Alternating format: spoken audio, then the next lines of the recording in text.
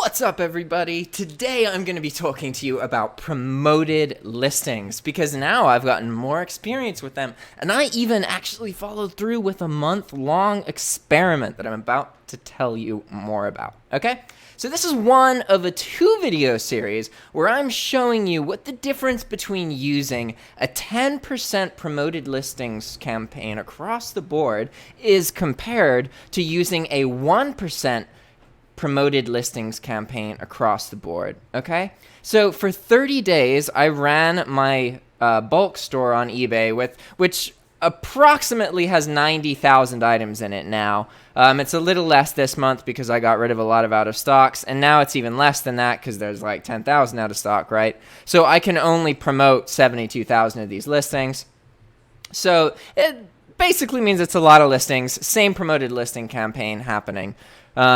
And the chart that you see here is a little bit of regularity, which is good because normally in e-commerce, things fluctuate so much. It's kind of hard to get a regular metric, which you can then compare, right? But in this scenario, we just have so many items that it makes it more roundabout, right? We got a kind of predictable amount of clicks with this 10% campaign, right? So first, before I get more into the campaigns, let's look at these two metrics that we have available here, which are clicks and sold. So the clicks are way more predictable. You can see here that we had fairly consistent clicks for this whole period, pretty much between 400 and like 630, right? Throughout that whole period of time. So I started the 10% campaign around here, right? So it would have gone up and then been around like consistent like this, right? And so this is obviously when I ended the 10% campaigns. And I'm saying one campaign, but the reality is there were tons, right? I've made like 42 different campaigns. But this is where I moved on to the next campaign, right? So you can see that drop, and then it takes a couple days to kick in. And now everything we see from here on is going to be what having 1% promoted listings does, right? However, if you look at the sold here, this is the quantity that was affected by the promoted listings.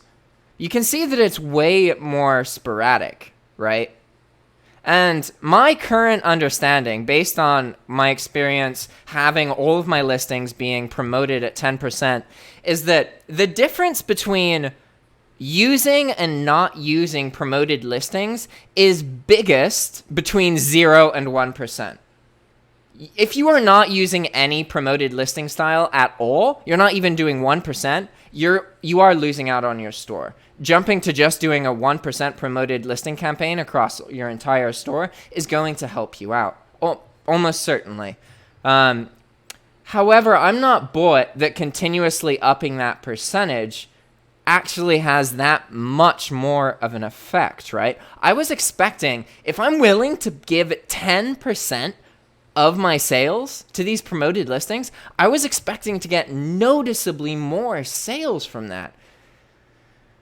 But to be honest, it seemed, I was getting more, but I don't know. I don't really feel confident that it was enough to justify 10%. Like, that's a lot, right?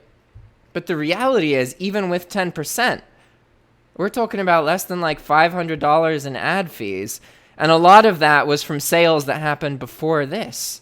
You know, like this metric here includes like your whole entire history, I believe. It doesn't just look at this period of time, so, you know, we'll see.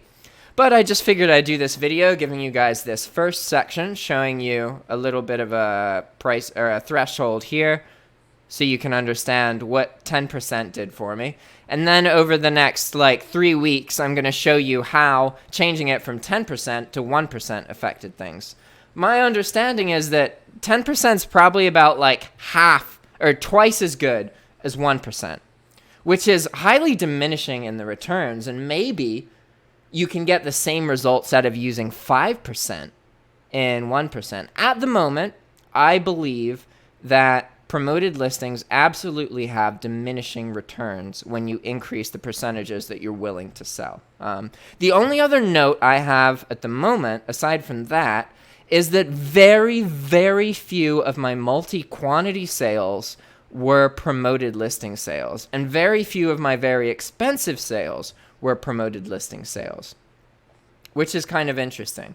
Like if we look at the sales report here, this shows the individual items, right? Okay, so this actually was a multi-quantity sale, but most of them are just 1, sometimes 2 quantity. I haven't had any of my 5 or 10 quantity sales be done through these promoted listings, which is kind of interesting. But aside from that, that's everything that I have to give you guys for now. I'm going to keep going, and next 3 weeks I'll do an update to this video. All right, guys. Ciao.